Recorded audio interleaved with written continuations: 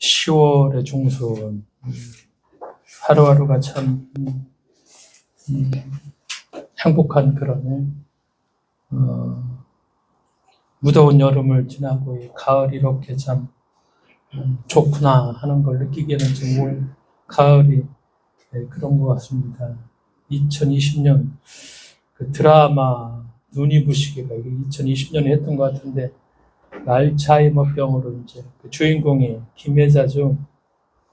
투병을 하다가 이분이 돌아가시면서 그 마지막 그 대사가 있습니다. 가끔 제가 이 대사를 생각하고 읽어보는데 김혜자가 마지막으로 이렇게 말을 하죠.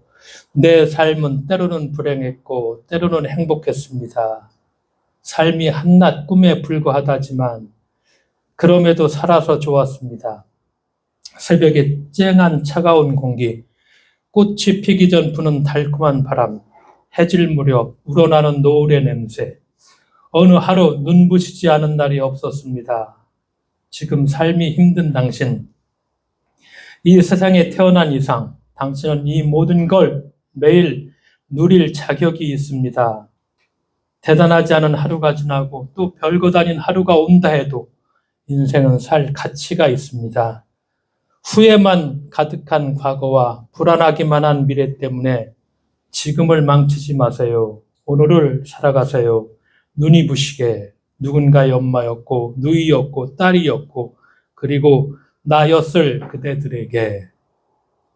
참 마지막으로 이 대사를 얘기하고선 이분이 돌아가시면서 알츠하이머로 숨을 거두면서 김혜자가 우리에게 마지막으로 부탁했던 것, 이 가을 이렇게 눈이 부시게 하루하루를 살아갈 수 있는 우리들, 그렇게 눈이 부시게 하루하루를 살아가야 되겠다 하는 생각을 다시금 한번 해봤습니다.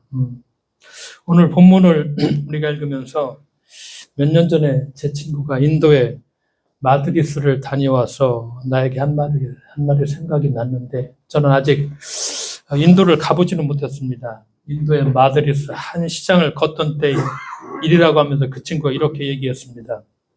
수많은 사람들로 붐비는 시장길에서 갑자기 뒤쪽에서 딸랑딸랑 종을 치는 소리가 들렸다는 것입니다. 뒤를 보니 행색이 무척이나 남루한 거린으로 보이는 사람이 자그마한 종을 치며 인파 사이를 뚫고서 오고 있었습니다. 그래서 동행하던 인도 친구에게 물었습니다. 야, 저 사람은 누구고 왜 저렇게 종을 치는가? 그랬더니 그 인도 친구가 하는 말이, 저 사람은 바로 달라트야, 불가 쪽 천민이야, 이렇게 얘기합니다. 우리가 예전에 학교 다닐 때 사회 시간에, 역사 시간에 배웠던 것처럼 힌두교 카스트 제도죠. 거대한 인도 인구의 2억 명 정도가 있다고 하니까 7분의 1 정도 되나요? 태어나면서부터 이렇게 부정한 죄인처럼 여겨지죠. 그런데 그가 왜 인파 속에서 저렇게 종을 치고서 가고 있는가? 나를 피해가라는 것입니다. 나는 더럽고 오염된 존재다. 그래서 피해가라. 이렇게 내가 미리 종을 치면서 알려줬으니 행여 나와 몸이 닿았다고 나를 때리거나 죽이지 마시고 어서 나를 피해가시오라는 뜻이라고 그 인도 친구가 알려주었다는 그런 이야기였죠.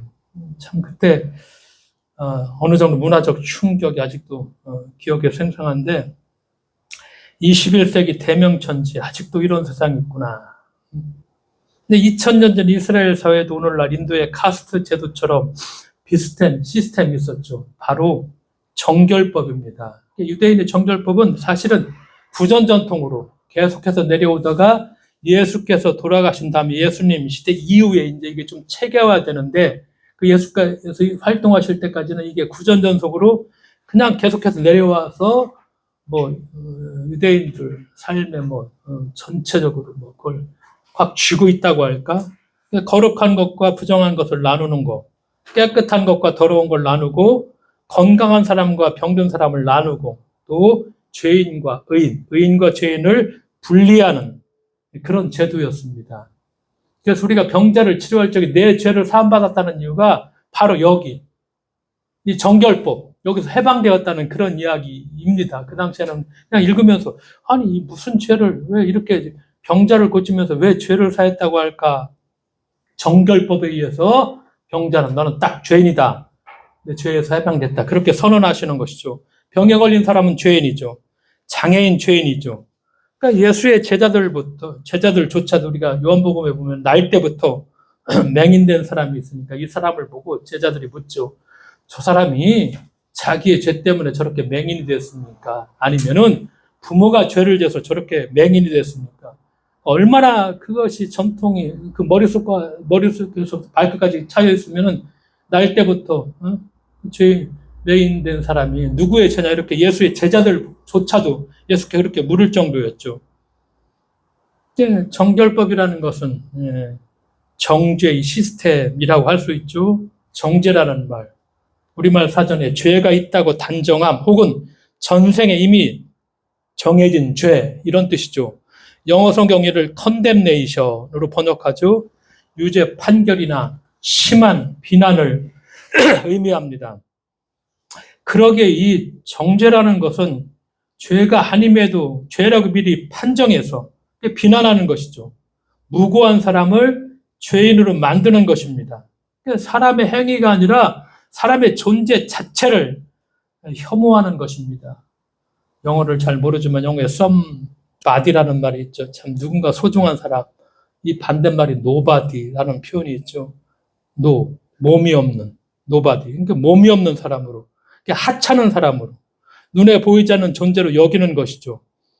이런 시대에 마가는 이스라엘이 당연하다고 여기는 모든 문제의 본질이 이 정결법에 있다고 보고서 이와 정면으로 맞서고 있습니다. 근데 오늘 본문이 그 대표적인 본문이라고 할 수 있습니다. 이 본문은 이스라엘에서 수백 년간 이어진 정결법 논쟁에 대한 마가의 결론이자 약하고 무고한 사람을 죄인으로 만드는 폭력법에 맞서 죽기까지 한없는 자비와 긍휼을 보여주신 예수 그리스도의 숭고한 사랑에 대한 어떤 뜨거운 증언이다. 이렇게 얘기할 수 있습니다.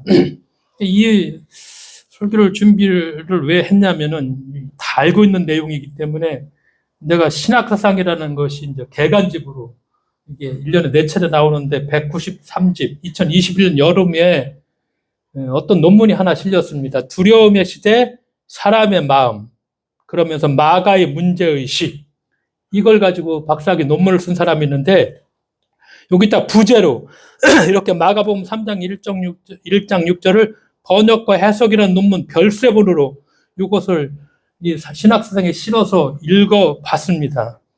이게 강현석 박사인데 가끔 의미 있는 이 글을 발표하는 분이신데 이분이 이제 이 학위 논문이 성서 해석의 역사에서 큰 논쟁이 있었던 그 마가복음의 마지막 구절, 걔가 이제 두려움과 사람의 마음, 마가의 문제의식이라고 해서 16장 8절, 우리가 한번 보시면 마가복음 16장 8절을 한번 찾아보십시다. 자, 16장 8절 같이 한번 읽어봅시다. 시작. 여자들이 몹시 놀라 떨며 나와 무덤에서 도망하고 무서워하여 아무에게 아무 말도 하지 못하더라. 이것이 결론입니다. 근데 이렇게 결론으로 끝내고 나니까 어때요? 뭐가 좀 이게 무슨, 그래서 나중에 뒤에는 첨가문입니다. 이건 마가의 글이 아니라 거기도 표시해놨죠. 나중에 뒤에 첨가문으로. 나중에 시간이 한참 지난 다음에 이게 뭐야, 아무에게도 아무 말도 하지 못하더라. 이렇게 끝나고 나니까 이게 매듭이 안 지어지는 것 같다. 그래서 나중에 뒤에 거기에 그렇게 표시를 했죠. 9절부터 1이라고 9장에 1이라고 가로해놓고 나중에 어떤 사본에는 9장 여기까지가 없고 나중에 이건 첨가된 것입니다. 그래 이제 이렇게 놨더니까 이게 참 논쟁이 많았습니다. 이게 왜 우리가 여러 차례 저도 마가복음 읽어봤지만 결말이 이렇게 끝나? 예수가 부활해서 막 승리하고 이렇게 끝내야 될 텐데 이렇게 끝나나? 예수의 무덤을 찾아간 세연이 예수의 부활 소식을 전해 듣고 무덤을 나와 아무에게도 아무 말도 하지 않고 두려움에서 침묵하는 것으로 마무리되면서 이에 대한 논쟁, 성서학자들 사이에 참 많았습니다. 왜 이렇게 끝내야 됐느냐. 그랬을 적에 우리가 읽었던 것처럼 이 풍부한 언어적 감각을 가지고 우리나라의 판소리를 참고한 이 강현석 박사가 이 부분을 이제 연구 논문에서 박사학위를 받는데, 마가복음이 구술 문화가 지배하던 당시의 시대적 배경 속에서 이 성경은 눈으로 읽기 위해서가 아니라 소리내서 읽기 위해서 쓰였음에 주목하고, 그 맨 마지막 문장, 즉 여인들이 두려웠기 때문이다를 한국어에 토를 달아서 경상도 말로 두려워졌다 아이가, 이렇게 해석함으로써 마가복음 이른바 이상한 결말은 사실 마가가 의도적으로 청중으로 하여금 두려움 속에서도 끝까지 예수의 길을 따라 산 여인들의 삶에 공감하도록 만들었음을 논증했습니다. 그래서 학위를 받았죠. 이게 왜냐하면은 성서가 뭐냐면은 우리가 정말 하나 이제 깨닫고 생각해야 될 게, 눈으로 읽으라고 쓴 책이 아닙니다. 왜냐? 학교 교육이 없던 그 옛날에는 오늘날 우리처럼 성서를 목도하죠. 이렇게 눈으로 읽는 거.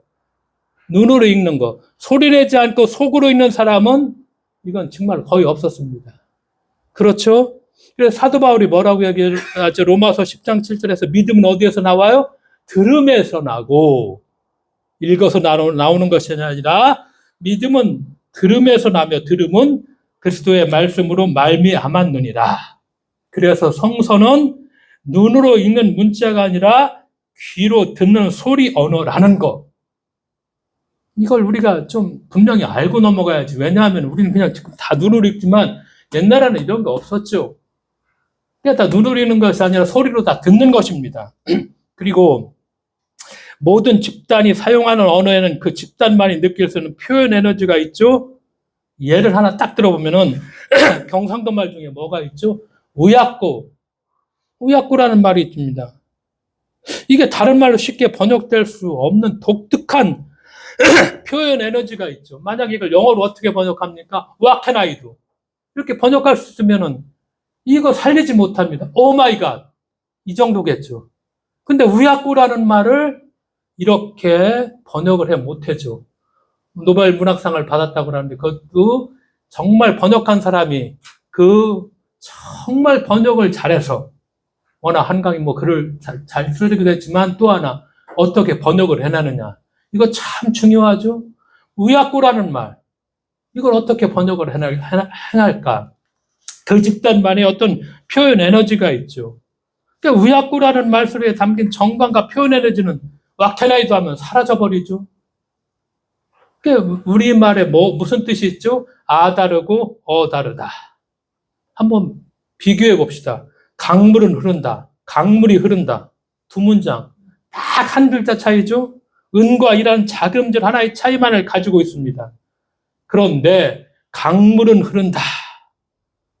이렇게 우리가 이걸 읽으면, 이 소리를 들으면은 강물은 흐른다. 이 소리를 들으면은 무언가 선언적이면서 장엄한 심상, 감각 없이, 감각기관에 그런 거 없이 그냥 우리가 의식 속에 딱 떠오르는 어떤 영상이 있죠? 선언적이면서 장엄한 심상을 전달하죠. 이 말은. 그런데 강물이 흐른다. 이런 소리를 들으면은 어떻습니까? 담담하고 나직한 심상을 불러일으킵니다. 딱 한 글자 차이인데. 강물은 흐른다. 강물이 흐른다. 이 글자 딱 한 글자 차이인데도 이런 차이가 우리가 듣죠. 들으면은. 이런 표현 에너지가 있다는 말이죠. 그렇기 때문에 눈으로 읽는 글이 아니라 입에서 발화되는 말소리는 강약 있죠. 고저, 그리고 장단을 통해 정말 서로 다른 에너지를 표현합니다. 그래서 신약 성서가 쓰인 그리스 문법에도 자금들 하나하나마다 서로 다른 고유한 힘이 있다고 합니다. 우리가 잘 아는 혼불의 저자 최명희는 나는 원고를 쓸 때면 손가락으로 바위를 뚫어 글씨를 새기는 것만 같은 생각이 든다. 이렇게 고백했죠. 마가가 그럴 것입니다. 한 치 앞도 보이지 않은 깊은 어둠의 시대를 살며 복음서를 썼던 마가의 마음도 이와 다르지 않았을 것이다. 마가는 오늘 본문의 말씀을 통해서 무엇을 깊이 새겨 놓았을까?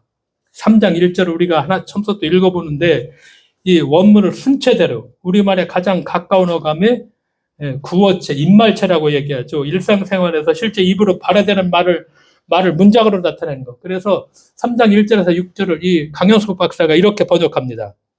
강영석 박사는 3장 1절, 예수는 다시 들어갔고 회당 안으로 그곳에는 한 사람이 있어서 말라버린 한 손을 가진, 이렇게 발화체로 우리가 3장 1절 그냥 예수께서 다시 회당에 들어가시니 한쪽 손 마른 사람이 거기 있는지라를 발화체로 이분은 어떻게 번역하냐면 예수는 다시 들어갔고 회당 안으로 그곳에는 한 사람이 있어서 말라버린 한 손을 가진, 그러니까 마치 카메라가 이동해서 대상에게 초점을 맞추는 것처럼 앵글이 회당이죠.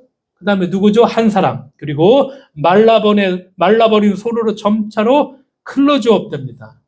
그러니까 이걸 듣고 있는 이제 다 당시한테 듣는 얘기도 누가 읽어주면은 그런 얘기죠. 듣는 청중은 단락의 시작부터 회당에 있는 어느 한 사람과 그의 손에 집중하게 됩니다. 예수는 다시 들어갔고 회당 안으로 그곳에는 한 사람이 있어서 말라버린 한 손을 가진, 이 사람이 누구였을까? 한쪽 손이 말라 죽어버린 신체 흠이 있는 이 병자를 막아는 히라보 본문에 안드로포스라고 얘기하죠. 사람, 안트로포스, 즉 한 사람이라고 부릅니다. 우리가 구약의 전통은 보면 신체 흠이 있는 사람은 성소의 제단과 성소에 들어갈 수 없었죠. 당연히 못 들어갑니다. 그러나 회당의 출입은 허용되었습니다. 회당은 나중에 성전이 멸망한 다음에, 그리고 다시 지었지만 이제 유대인들이 다 포로로 잡혀갖고 그 위에 대안으로서 교육기관으로서 회당에 세워지기 시작했죠. 그러니까 이렇게 흠 있는 사람은 성전에는 들어가지 못했지만 회당에는 들어갈 수 있었습니다. 그런데 그 회당에 나와 있는 그 사람은 다른 사람들과 접촉해서는 안 되는 것입니다. 이 병자라. 그러니까 함께 있지만 함께 있는 것이 아닌 유령 같은 그런 존재였죠. 있으나 없는 존재, 보이지 않는 그런 존재였죠. 그런데 마가는 이 존재가 사람, 안트로포스, 사람임을 강조합니다. 그래서 마가가 우리가 읽은 3장 1절 고전에 2장 27절 28절에 보니까 또 이르시되 안식일이 누구를 위해서 있어요? 사람, 안트로포스. 사람을 위해서 있는 것이 아니라 사람, 안트로포스가 안식일을 위해서 있는 것이니 이러므로 인자도 사람입니다. 똑같이 히라보에는 안트로포스, 사람이 안식일에도 주인이다. 이렇게 사람을 얘기합니다. 그러면서 바로 예수께서 다시 아까처럼 회당에 들어가는데 거기에 누가 있어? 한 사람이 있어서 그 사람이 사람이라는 거. 그래서 이것을 강조하죠. 마가가 3장 1절에 바로 두 앞구절 2장 27절 28절에서 의도적으로 안식일, 안트로포스 두 번씩이나 또 이르시되 안식일이 안트로포스, 사람을 위해서 있는 것이지 사람, 안트로포스가 안식을 위해서 있는 것이 아니고 안트로포스, 사람이 아들이 안식일에도 주인이다. 이렇게 얘기한 다음에 바로 마가는 예수께서 다시 회당에 들어가시니 한쪽 손 마른 안트로포스 한 사람이 거기 있는지라.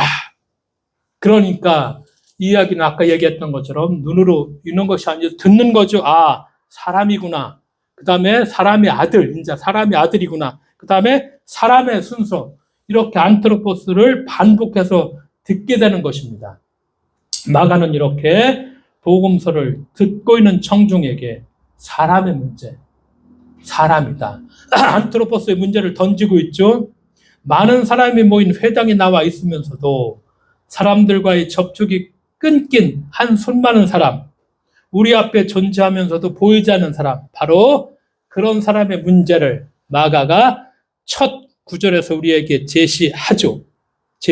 그러면서 3장 2절 사람들이 그를 주시하고 있었어. 강영석 박사가 번역한 말, 안식일에 그를 고치는지 예수를 고발하기 위해.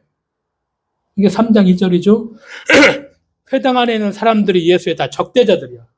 예수께서 안식일에 이 사람을 치유하면 이제 이걸 빌미로 딱 예수를 고발해서 잡아가려고 두 눈을 부릅뜨고 이제 주시하고 있었죠. 그런데 이 회당에 모인 사람들 가운데 우리가 주목해야 될 집단 다 서기관들이죠. 그 서기관들은 하나님의 말씀인 토라죠. 그걸 읽고 해석하는 사람들인데 율법이죠. 근데 예수 시대의 그들은, 이 서기관들은 율법을 해석하고 가르치는 것을 넘어서 재판 과정과 판결에까지 영향을 행사하는 그런 권력자들이 되어 있었죠. 그러니까 오늘날 검사와 같은 그런 사람들입니다.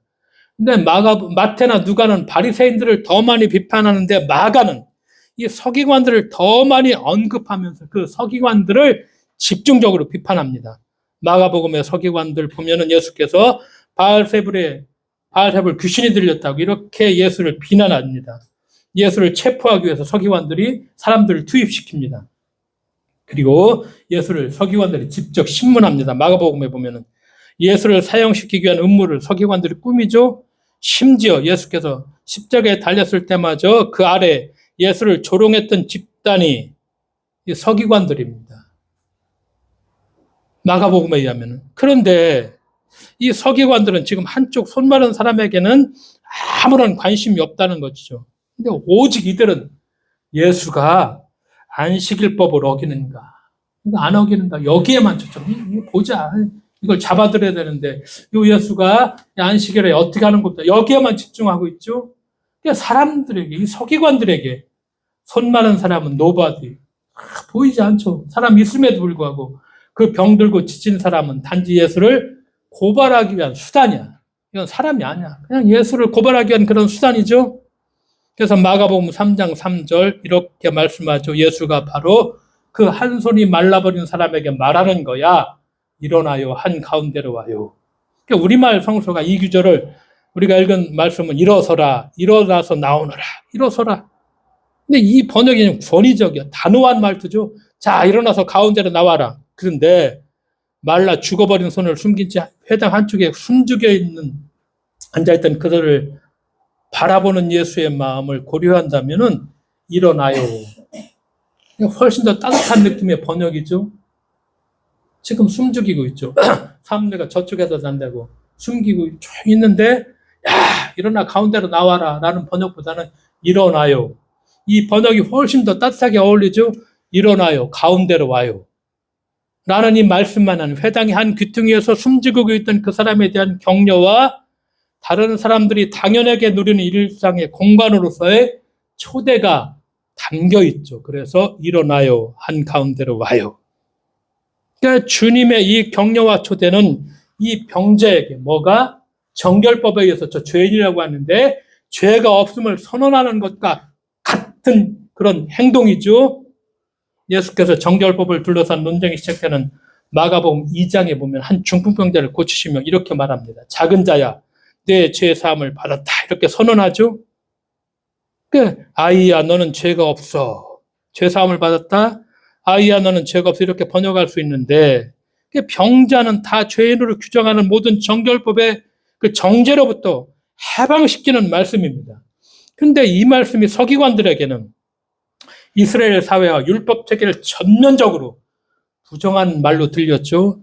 그러니까 예수는 마땅히 죽여야만 하는, 또 죽어야만 하는 그런 신성모독죄, 마가복음 2장 7절에 신성모독죄를 지었다고 서기관들이 판단하게 되었다는 것이죠. 그래서 이제 3장 4절 5절을 통해서 예수를 고발하려고 함정을 파고 기다리고 있는 자들의 정체를 폭로하고 있죠. 3장 4절 5절 우리가 읽은 말씀, 예수께서 그들에게 말하는 거야. 안식일에 당연하게 선을 행하는 겁니까? 악을 행하는 겁니까? 생명을 구하는 겁니까? 살해하는 겁니까? 그런데 사람들이 침묵하고 있어서 예수께서 너무 열받아서 그들을 둘러보는데 슬퍼진 거야. 그들의 굳어버린 그 마음에 들려주는 말씀으로 이렇게 번역을 해놨습니다. 강효숙 박사가. 근데 이 구절을 다른 성경, 우리가 읽은 성경은 안식일에 선을 행하는 것과 악을 행하는 것, 생명을 구하는 것과 죽이는 것, 어느 것이 옳으냐 이렇게 번역하고 있죠. 그런데 옳다라는 말보다는 당연하다는 말이 더 원래의 뜻을 잘 전달하고 있다는 거. 그러니까 안식일에 선을 행하고 생명을 구하는 것은 옳은 일이라기보다는 이건 뭐야? 당연한 일이다. 예수께서는 너무나 상식적이고 기본적인 이 일마저 공격의 대상으로 삼는 사람들에게 화가 나셨죠. 그래서 질문을 몰아치시죠. 그래서 마가는 예수의 질문을 단어를 축약하고 길이를 조절하면서 역동적으로 표현하죠. 예수는 안식일에 당연하게 선을 행하는 겁니까? 아니면 악연을 행하는 겁니까? 라고 묻지 않고 줄여서 선을 행하는 겁니까? 악을 행하는 겁니까? 라고 추격해서 묻고 있죠. 왜냐? 너무나 당연한 일마죠. 공격의 대상으로 삼고 있는 종교 그런 지도자들에 대한 그런 사람들을 향한 예수의 분노를 느낄 수 있죠. 하지만 이 질문에 서기관들은 침묵했죠. 왜? 너무도 쉬운 질문이지만 그들은 대답하지 않았죠. 사실 그들의 침묵에는 이유가 딱 하나 있죠. 예수께서 손 마른 사람을 고치기만 하면 예수를 잡아 넣을 수 있기 때문에 그들은 아무 말도 할 필요가 없었죠. 그러니까 그들의 안중에는 끝까지 손 마른 사람이 보이지 않았죠. 예수의 질문에 대한 침묵은 사실 한쪽 손이 마른 그 사람에 대한 침묵이라고도 볼 수 있죠. 서기관들, 그들의 눈에는 질병과 장애, 사회적 격리로 고통받는 한 사람이 보이지 않죠. 그들은 법과 질서를 얘기하죠. 법과 질서와 상식을 얘기하는데 한 사람을 놓고 생각하지 않았죠. 그러니까 우리가 한 사람을 향하자는 법과 질서와 상식은 모두를 위하는 것이 될 수 없다는 것. 그러니까 이 말씀입니다. 그러니까 그들은 정의와 정결을 흉내냈지만 거룩함의 탈을 쓴 종교적 사기꾼들에 불과했죠. 그래서 마간 이들의 마음이 굳어버렸다. 그렇게 표현을 합니다. 완고하다. 공동번역에 현대인의 번역은 고집스러워. 차가운 돌덩이처럼 굳어 있었다. 그래서 예수님은 슬펐죠. 그래서 예수께서 너무 열받아서 그들을 찬찬히 둘러보는데 슬퍼진 거야. 그들의 굳어버린 그 마음에. 스스로를 알아차리지 못할 정도로 심하게 들려버린 인간의 가장 깊은 곳을 마주하신 주님은 슬퍼지셨죠. 그리고 슬퍼하셨죠. 3장 5절에 예수께서 말하죠. 예수께서 그 사람에게 말하는 거야. 그 손을 내밀어요. 그는 내밀었고 그의 손은 회복되었어. 마가는 여기서 특유의 표현 기법으로 손을 시각적으로 클로즈업하죠. 그 손을 내밀었고, 내밀어요 하니까 내밀었고, 같은 동사 내밀어요와 내밀었고를 연속적으로 즉각적 이런 동작을 보여주죠. 그리고 기어코 예수는 그 사람을 고치셨죠. 이 고치기만 하면, 그를 고치기만 하면 그걸 빌미로 자신을 잡아넣으려고 적대자들의 두 눈을 크게 뜨고서 참 지켜보고 있는 그런 상황임에도 불구하고 그 위험한 순간에 예수의 안중에는 오직 그 한 사람만, 그 사람밖에 없었다는 것이죠. 그 한 사람만 보였다는 것. 질병과 장애와 단절로 고통받는 그가 가장 중요했다는 것. 예수는 고통받는 사람의 치유를 어떻게 잠시도 미룰 수가 없었다는 것. 고통받는 그 한 사람만 예수의 눈에 들어왔죠. 그래서 잡아 넣든 말든 모든 사람이 딱 주시하고 있음에도 불구하고 손 마른 사람을 고치시고 있죠. 본문 마지막 3장 6절이죠. 그들은 밖으로 나갔고 바리새인들은 즉시 헤롯 당과 연합해 예수에 대해 결의했어. 어떻게 그를 죽일지. 그러니까 이 이야기의 맨 끝에 어떻게 그를 죽일지, 이 문장이 마지막에 위치하죠. 자, 이 문장을 마지막으로 들으면 청중은 어떤 느낌을 받죠? 섬뜩한 느낌을 받게 되죠. 그러면서 여기 등장하는 바리새인들과 헤롯 당은 평소엔 정적으로 완전히 적대 관계죠. 말씀드렸던 것 하스모니아 왕조 때 그렇죠. 바리새인들이 헤롯 당하고 사두개인들하고 가까워하니까 하스모니아 왕조도 분리시켜서 그래서 단절시켜 놨는데, 그래서 이제 원수처럼 지내는데 딱 하나 이렇게 이해관계, 예수를 죽이는 이해관계가 참 서로 적대관계에 있는 그들을 하나로 묶어서 그들이 합심해서 예수를 죽일까. 손 마른 사람을 살렸다는 이유로 순식간에 하나가 되어서 이제 저를 잡아 죽여야 돼. 예수를 죽일 수가 있겠다. 병들고 지치고 고통받는 한 사람이 눈에 보이지 않는 그들은 법과 질서와 상식의 수호자를 자처하면서 안식일에 선을 행하고 생명을 살린 예수마저 십자가에 못 박아 죽였죠. 그렇게 그들의 눈에는 정말 그 한 사람이 보이지 않았죠. 그러나 한 사람의 죽음은 온 우주의 죽음이라고도 얘기할 수 있죠. 왜? 예수님이 뭐라고 말씀하셨습니까? 한 사람의 생명은 천하보다 귀하다. 그러니까 우리도 한 사람을 중심으로 생각하지 못하죠. 우리의 숫자와 통계 안에는 언제나 그 한 사람이 빠져 있죠. 예수 그리스도의 구원은 한 사람부터 시작하죠. 예수는 언제나 한 사람씩 생명을 살리셨습니다. 그래서 마더 테레사가 한 번에 한 사람 이렇게 얘기하죠. 난 결코 대중을 구원하려 하지 않습니다. 다만 한 사람을 바라볼 뿐입니다. 나는 한 번에 단지 한 사람만을 사랑할 수 있습니다. 한 번에 단지 한 사람만을 껴안을 수 있습니다. 단지 한 사람씩만. 쇼팽이 그렇게 고백합니다. 나는 오직 한 사람을 위해서 연주한다. 오직 한 사람만을 위한 거. 어쩌면 그것이 여러 사람을 위한 그 시작이죠. 그걸 얘기하고 있죠. 그러면서 마가가 하고 싶은 얘기 한 가지만 더 말씀을 드리려고 합니다. 마가가 무슨 얘기를 이렇게 스치듯이 하고 있느냐면은 이스라엘은 우리가 가보면 지중해로부터 서풍이 불어옵니다. 그래서 예루살렘 동쪽 기드론 골짜기가 있습니다. 그 골짜기 인근과 감람산 비탈에는 이스라엘 무덤이 쫙 이렇게 밀집되어 있습니다. 무덤이 예루살렘 성의 동쪽에 위치한 이유는 서쪽에서 불어오는 바람으로 인해서 예루살렘 성전이 부정해지는 것을 막기 위해서였습니다.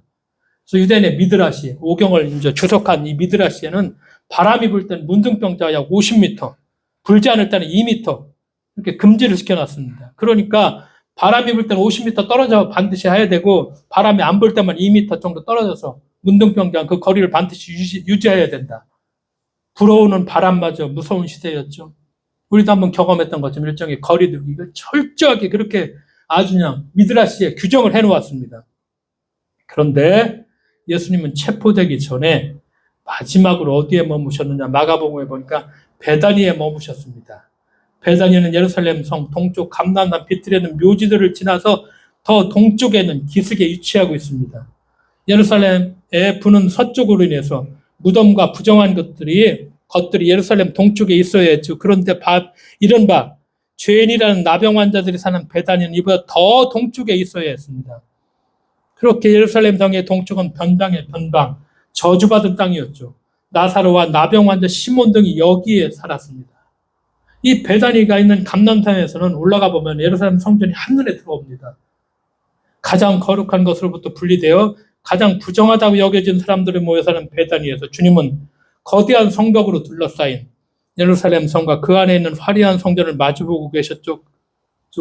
그런데 마가복음에 보면은 예수께서 십자가에 처형되기 전에 가룟 유다가 예수를 팔아넘긴 그 배신의 날에 예수가 마지막으로 하신 일은 무엇인지 스쳐 지나가듯 그냥 덤덤한 한 문장으로 이렇게 기록해 나왔죠.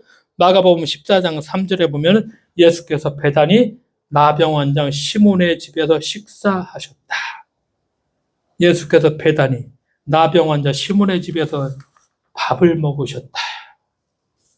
그러니까 주님이 잡히시던 그 전날에 여느 날과 다름없이 가장 가난했던 사람들과 함께 밥을 먹으며 가장 부정하다고 여겨진 한 나병 환자의 집에서 함께 식사하셨다.